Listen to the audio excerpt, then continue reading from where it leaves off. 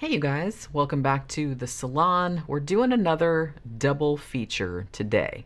Now, I decided to talk about these two particular movies together because, well, kind of for two reasons. Because I dug both of them a great deal, and they also share a music centric theme, which I actually didn't realize like when I started watching them. They're not musicals, that I don't mean that, but they both very prominently feature music as kind of like a central characteristic of the plot. So let's get into these two movies. So Sean Byrne's The Devil's Candy from 2015 is actually, or was his follow-up to his debut film, which was The Loved Ones. He's an Australian filmmaker. The Loved Ones is also very good if you haven't seen that. So the movie kind of is a really, really good blend of horror, heavy metal, and heart. It's a really like heartfelt film, which you don't really see a lot in horror.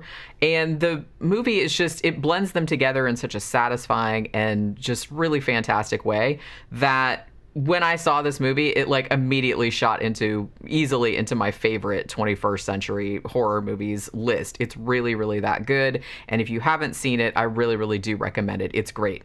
So the story revolves around a heavy metal loving artist named Jesse Hellman, who's played by Ethan Embry. He has a wife named Astrid, who's a hairdresser. She's played by Sherry Appleby. And they have a very lovable metalhead preteen, I guess, like is how old the kid is, named Zooey, who's played by Kiara Glasgow. Now, this family unit, who like is that they're all into like heavy metal and art and everything like that, they end up moving out to this cheap but quite beautiful old house, which is on the kind of remote outskirts of Austin, Texas. And the reason that they move there mainly because it has like this really, really big shed that Jesse is going to use as a studio. Now, the realtor, who's kind of like a stereotypical Texas good old boy, says, oh, well, the house is such a bargain because the old couple that used to live here like accidentally died in there. I put accidentally in bunny rabbit ears because you as the viewer already know that it was absolutely not an accident, because the creepy scene that took place prior to the opening credits showed that they were actually murdered. But hey, cheap is cheap. Worked for Amityville, right? Yeah, this is the family's first house. I mean, what could possibly go wrong? It has all this space. It's kind of out in the middle of nowhere, but that's okay too. What can go wrong? Plenty. As it turns out, Jesse actually starts hearing weird, possibly satanic voices in his head, and his artwork starts to go in a way more disturbing satanic style direction. And sometimes he does all these paintings, like he kind of like blacks out and does paintings like without realizing what he's doing. Like he'll come out into the shed and be like, holy shit, when the hell did I paint that? Now, there's this rather diabolical, I guess, gallery owner who rejected Jesse's work before, but now that it's starting to get like all creepy and nefarious, they're all, now we're really into it. So that whole thing is happening. And then there's also this other stuff going on where there's this sort of heavyset man in a tracksuit whose name is Ray, who's actually played by Pruitt Taylor Vince, who is great in this. We saw him like being like all very sinister and murdery like at the beginning of the movie. And he's kind of like been lurking around the premises, telling the Hellmans that his parents used to live there. Now, at first, they don't think anything of this, and he seems kind of okay. So Ray and the daughter, Zooey, kind of like bond over their shared love of Flying V guitars and, you know, some other music stuff that they're really into. But her parents are kind of like, yeah, he's sort of like a weirdo. Like, why is he hanging out with this young girl? It's just not kosher. So they shut that shit down. And it turns out that they were definitely correct to do so, because a little bit later, we actually see Ray kidnapping a little boy from a park, cutting his body up in a hotel room, putting the pieces in a suitcase, and then burying the suitcase in this big hole where there's a bunch of other older suitcases in there too. So you're presuming that this is like a serial killer, right? Ray, as it turns out, has for a long time been hearing the same voices that Jesse is now hearing, like from in this house. And he has come to the belief, and it's implied that maybe Jesse will eventually come to this belief too, that he has to sacrifice children to Satan, since children are, title drop, the devil's candy, being all sweet and innocent as they are. Not really if you've ever had any kids, but you know what I mean, just in terms of the story. So as the movie goes on, Jesse gets more and more convinced that the voices and the paintings and stuff like that are kind of like a message of some kind. And as he becomes more entangled in this belief, he also becomes less and less able to protect his daughter from Ray, who was like, you know, essentially like a looming predator. So I really, really like the juxtaposition of his character really being aware that something is wrong, like his daughter is in danger, and him not really being able, because of the slow possession that's taken over, not really being able to do his job and like do something about it. And you can tell that it's like eating away at him, and he's like desperately trying to fight this possession so he can like help his daughter out. Now, I don't want to spoil too much of what happens past that point, because I don't want to ruin the experience. It's such a great movie, and I just feel like maybe enough people haven't seen it. But I mean, suffice it to say that the entire climax is tense as shit, and it's also metal as fuck, which is, like I said, not surprising given, you know, the sort of pedigree of this movie, I guess. Now, as I mentioned, this movie is fucking great. Allow me to list all the things that are awesome about this movie.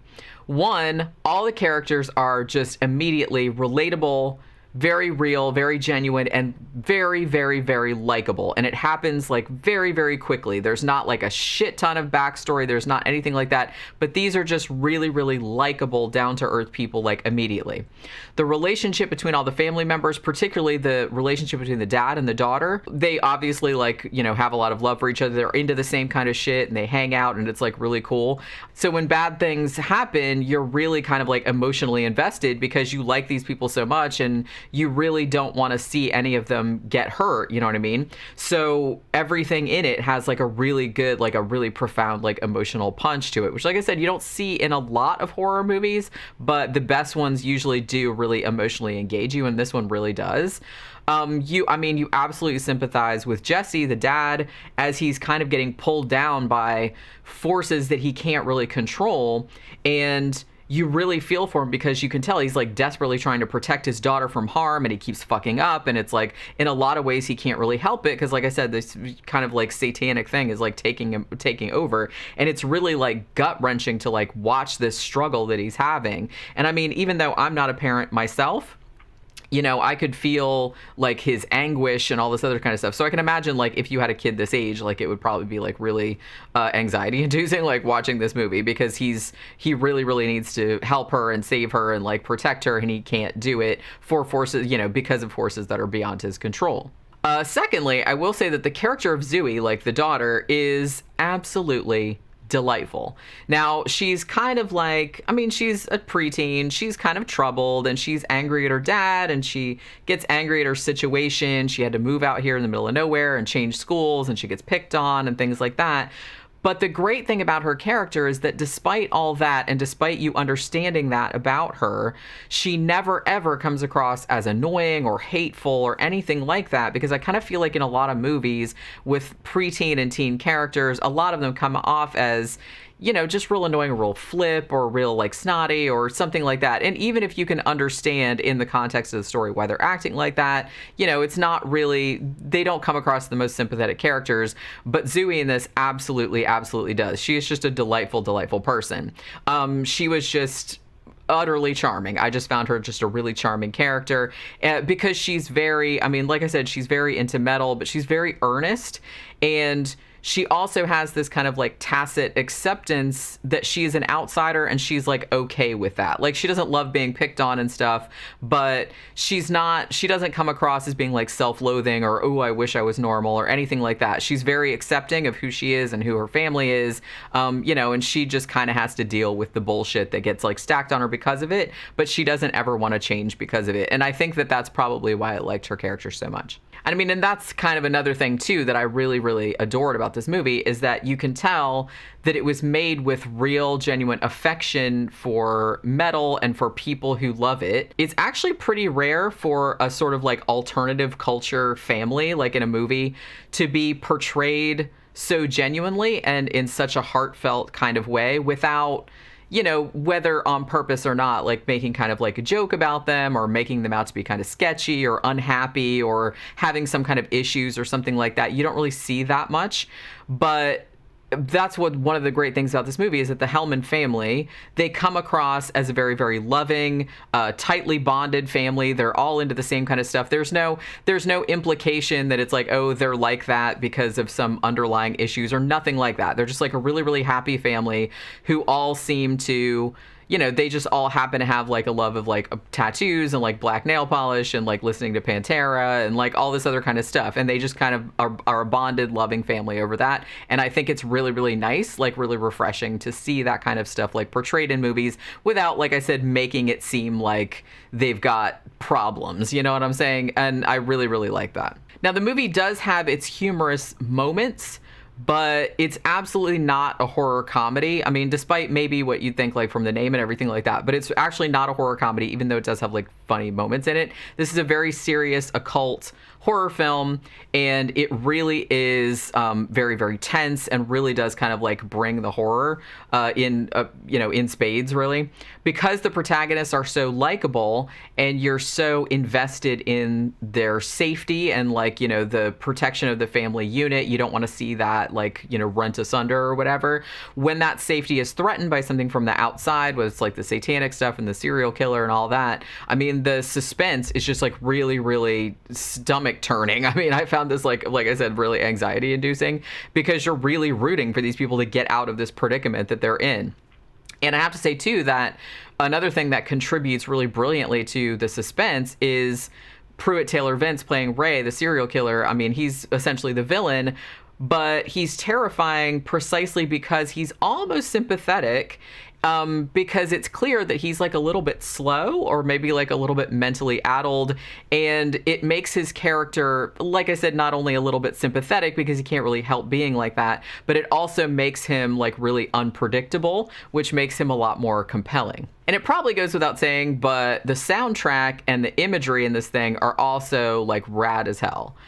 This is definitely, in case you, in case you didn't hear any of the gushing that I was just doing, this is definitely recommended, particularly if you like any kind of doom metal horror movies that have like a real emotional core or that are, kind of centered around metal or satanic imagery or something like that. It was just a totally engaging, fun film experience, also being like real, like I said, real tense, real hair raising, and it really, really got you in the gut because you really liked the characters so much.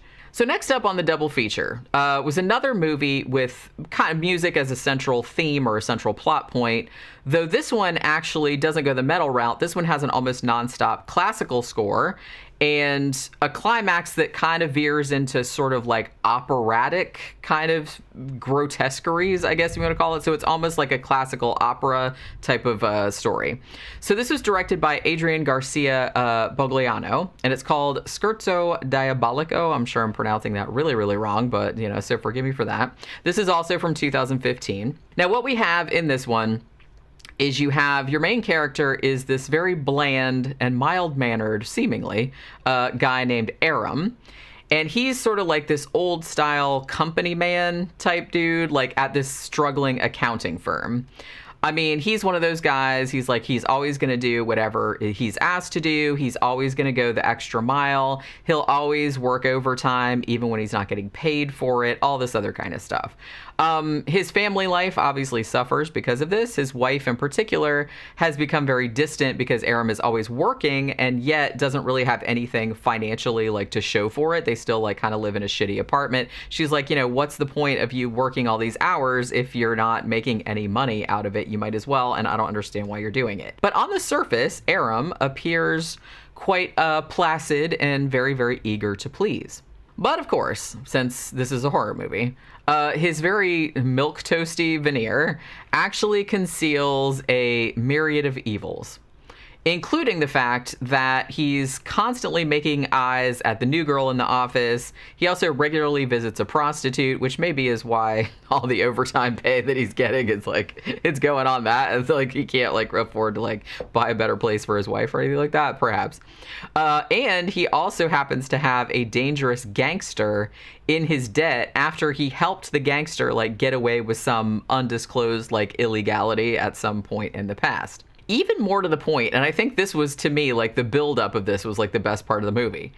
Aram is clearly planning to do something terrible, but for a while, you as the viewer aren't really sure what it is. Like, why, for example, is he making what is ostensibly a shopping list and putting things like vitamin water, protein bars, and no sugars he puts like on there? Like, why is he doing that? Why is he weighing garbage bags full of pots and pans? Why is he carrying his son silently around their apartment? Why is he asking the prostitute that he goes to all the time, hey, do you happen to know like the best way to restrain someone if you want them immobilized? Why is he practicing a chokehold on his dad who has Alzheimer's and then pretending like nothing happened? Like, why is he doing all of these things? But you can imagine that it's not good, but you're not really sure like what his end game is exactly. Now, as the movie goes on, we finally see Aram is stalking a particular teenage girl.